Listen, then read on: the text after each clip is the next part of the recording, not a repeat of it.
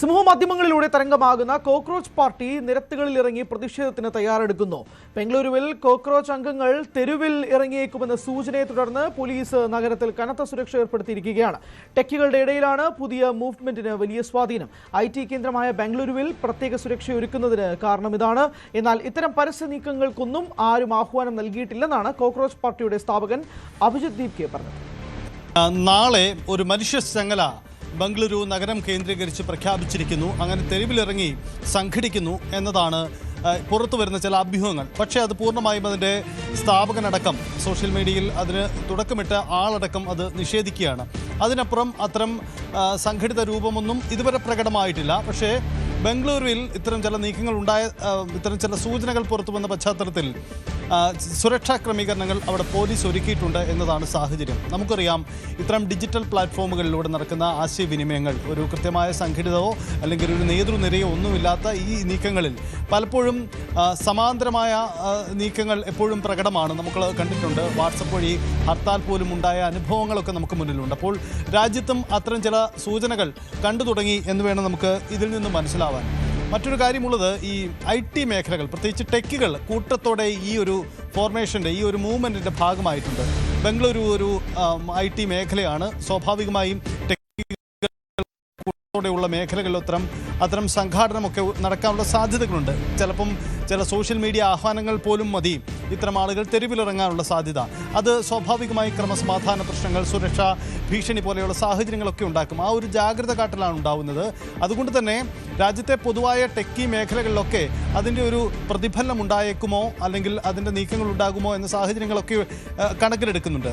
കേരളത്തിൽ നമുക്കറിയാം, ഈ നമ്മുടെ ടെക്നോ പാർക്ക് പോലെയുള്ള ഇടങ്ങളിൽ പോലും കൂട്ടത്തോടെ ആളുകൾ ഈ ഒരു പുതിയ കോക്രോച്ച് മൂവ്മെൻറ്റിൻ്റെ ഭാഗമായിട്ടുണ്ടെന്നാണ് മനസ്സിലാക്കുന്നത്. കൂട്ടത്തോടെയുള്ള നീക്കമുണ്ടായിട്ടുണ്ട്. അപ്പോൾ പൊതുവിൽ ജാഗ്രത പാലിച്ച് തന്നെയാണ് ആളുകൾ മുന്നോട്ട് പോകുന്നത്. അതിനപ്പുറം ഇതിനൊരു സംഘടിത രൂപം ഇതുവരെ ഉണ്ടായിട്ടില്ല. സ്ഥാപകൻ തന്നെ അങ്ങനെ തെരുവിലിറങ്ങി ഒരു മനുഷ്യച്ചങ്ങലയോ മറ്റും പ്രഖ്യാപിച്ചുകൊണ്ടുള്ള അത്തരം നീക്കങ്ങളൊന്നും ഉണ്ടായിട്ടില്ല എന്നതാണ് അവർ പറയുന്നത്.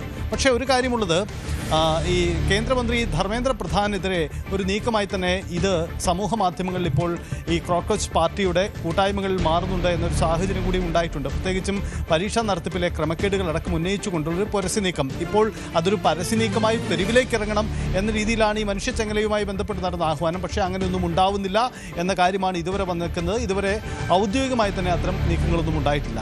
മറ്റൊന്ന്, പ്രതിപക്ഷ പാർട്ടികൾ ഈ നീക്കത്തെ എങ്ങനെ കാണുന്നു എന്നതാണ്. നേരത്തെ ശശി തരൂർ അടക്കമുള്ളവർ, അതല്ലെങ്കിൽ മറ്റ് തൃണമൂൽ കോൺഗ്രസിൻ്റെ ഒക്കെ ഭാഗമായി നിൽക്കുന്ന മുന്നിൽ നിരയിലുള്ള ചിലരൊക്കെ ഈ ഒരു കൂട്ടായ്മയോട് അനുബന്ധിച്ചുള്ള ചില ആശയവിനിമയങ്ങളും ഇവരുടെ ഉത്തരവാദിത്തങ്ങൾ ഏറ്റെടുക്കേണ്ടതാണ്, ഇവർ മുന്നോട്ട് വയ്ക്കുന്ന കാര്യങ്ങളൊക്കെ ഏറ്റെടുക്കേണ്ടതാണ് എന്ന രീതിയിലുള്ള ചില കാര്യങ്ങളൊക്കെ നടത്തിയിട്ടുണ്ട്. അതിനപ്പുറത്തേക്ക് മറ്റുള്ളവരെല്ലാം വളരെ ജാഗ്രതയോടുകൂടി തന്നെയാണ് ഈ നീക്കങ്ങൾ കാണുന്നത്.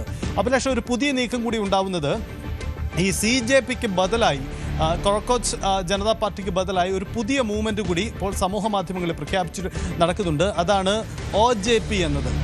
ഊഗ്ലി ജനതാ പാർട്ടി എന്നാണ് അതിന് പേരിട്ടിരിക്കുന്നത്. നമുക്ക് ദൃശ്യങ്ങളിലേക്ക് തന്നെ വരാം. അതിൻ്റെ സിമ്പിൾ തന്നെ നോക്കൂ. പാറ്റയെ കൊല്ലാൻ ഒരു കാർട്ടൂൺ കഥാപാത്രത്തെ തന്നെ അവതരിപ്പിച്ചുകൊണ്ടാണ് ഊഗ്ലി പാർട്ടി എന്ന പേരിൽ ഇതിനൊരു നീക്കമുണ്ടാവുന്നത്. ഇതൊരു സമാന്തരമായ ഒരു നീക്കമായി തന്നെയാണ് ഇപ്പോൾ പുറത്തു വരുന്നത്. നമുക്കറിയാം, സമൂഹ മാധ്യമങ്ങളും ഡിജിറ്റൽ സാധ്യതകളുമാണ് ഇതിൻ്റെ എല്ലാം ഉപയോഗപ്പെടുത്തുന്നത്. അപ്പോൾ കോക്രോച്ച് പാർട്ടി എങ്ങനെ രൂപീകരിക്കപ്പെട്ടോ അതിന് ബദലായി ഒരു പുതിയ നീക്കം എന്നതാണ് OJP എന്ന പേരിൽ വരുന്നത്. അവിടെയും കറപ്ഷനെതിരായ മുദ്രാവാക്യമാണ് അവർ മുന്നോട്ട് വയ്ക്കുക. അവരുടെ മിഷനും വിഷനും പ്രഖ്യാപിച്ചുകൊണ്ട് തന്നെയാണ് ഈ OJP പോകുന്നത്. പക്ഷേ OJPക്ക് CJPക്കൊപ്പമുള്ള ഒരു സ്വീകാര്യത ഇതിനകം സമൂഹ മാധ്യമങ്ങളിൽ കൈവന്നിട്ടില്ല. ഒരുപക്ഷെ ഇനി വരും ദിവസങ്ങളിൽ എങ്ങനെ ഉണ്ടാകുമെന്ന് കരുതാം.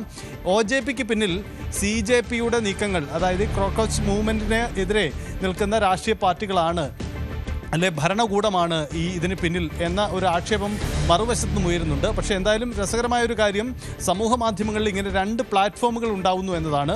ഇവരും ഈ OJP മുന്നോട്ട് വയ്ക്കുന്നത് യുവതയുടെ അവകാശങ്ങൾക്ക് വേണ്ടിയുള്ള പോരാട്ടമാണ്. പക്ഷേ മറ്റേതുപോലെ അത്ര തീവ്രമായ ആശയങ്ങളൊന്നും അവർ മുന്നോട്ട് വെച്ചിട്ടുമില്ല. അതായത് സുപ്രീം കോടതിയിലെ ജസ്റ്റിസുമാർക്ക്, വിരമിച്ച ജഡ്ജിമാർക്ക് രാജ്യസഭാ പദവി നൽകലിനെതിരെ നിയമം പാസ്സാക്കൽ, അതുപോലെയുള്ള ആശയങ്ങളൊന്നും ഇവർ മുന്നോട്ട് വെച്ചിട്ടില്ല. പക്ഷേ യുവതയുടെ ആവശ്യങ്ങൾ, ഒപ്പം തന്നെ കറപ്ഷൻ ഫ്രീ ഇന്ത്യ, ഇതൊക്കെയാണ്, ഒപ്പം ദേശീയത മുൻനിർത്തിയുള്ള ചില ആശയങ്ങളൊക്കെയാണ് OJP മുന്നോട്ട് വയ്ക്കുന്നത്. അപ്പോൾ ഭരണകൂടം തന്നെയാണ് ഇതിന് പിന്നിൽ, അവരുമായി ബന്ധപ്പെട്ട് നിൽക്കുന്നവരാണ് ഇതിന് പിന്നിൽ എന്ന ആക്ഷേപം നമുക്ക് ഉയരുന്നുണ്ട്. എന്തായാലും സമൂഹ മാധ്യമങ്ങളിലൊക്കെ ഈ 2 പ്ലാറ്റ്ഫോമുകളിലും സജീവമായി വരികയാണ്. എന്തായാലും കോക്രോച്ച് മൂവ്മെൻറ്റിന് വലിയ പിന്തുണയേറുകയാണ്.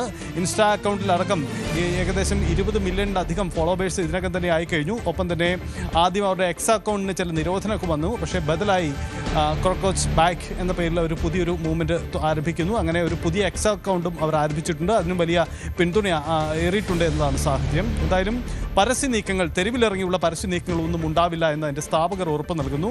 ഇത് സംബന്ധിച്ച ഔദ്യോഗികമായ എന്തെങ്കിലും ഭാഷ്യങ്ങൾ ഇതുവരെ ഉണ്ടായിട്ടില്ല. പക്ഷേ ബംഗളൂരുവിൽ ജാഗ്രതയുണ്ട് എന്നതാണ് വാസ്തവം.